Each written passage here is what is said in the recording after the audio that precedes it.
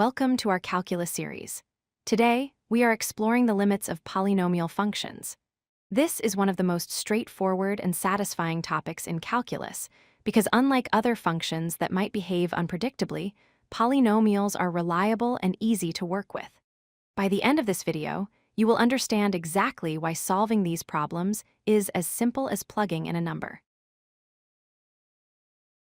First, let's define what we are dealing with. A polynomial is a specific type of mathematical expression.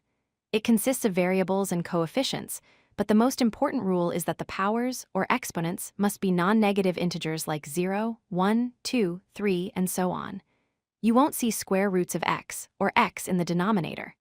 Because of this simple structure, the graphs of polynomials are always smooth curves without any sharp corners.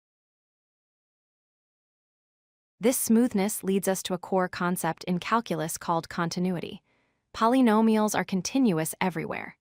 Intuitively, this means if you were to draw the graph of any polynomial, you could do it from start to finish without ever lifting your pen from the paper. There are no holes, no jumps, and no breaks in the line. This property is exactly what makes finding their limits so easy. Because polynomials are continuous, we can use the direct substitution rule. In formal terms, the limit of p of x as x approaches c is simply p of c in plain English.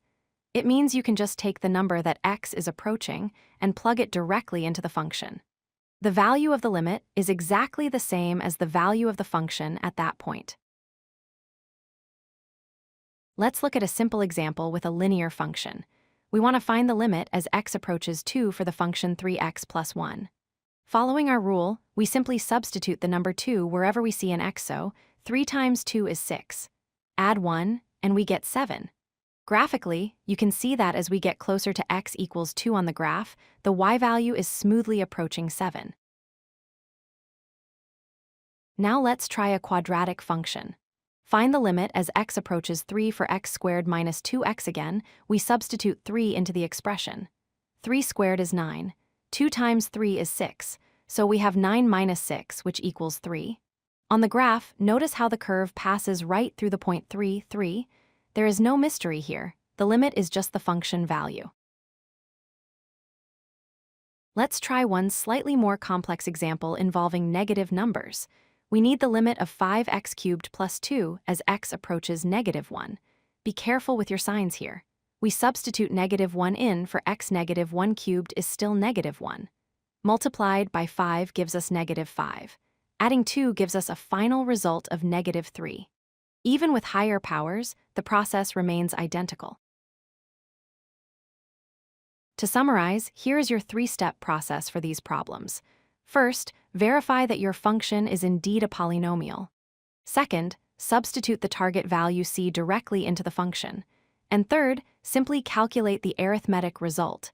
If it's a polynomial, this method is guaranteed to work every single time. Now it is your turn to practice. Try to find the limit as x approaches 4 for the function 2x squared minus 5. Pause the video here if you need a moment. Calculating mentally, 4 squared is 16. 2 times 16 is 32. Subtract 5, and you should get 27. The key takeaway for today is that polynomials are well-behaved functions. The limit as x approaches c is always equal to the function value at c. This direct substitution property is a fundamental tool that you will use constantly in calculus. Thank you for watching, and keep practicing. If you like this video, hit that like button and don't forget to subscribe.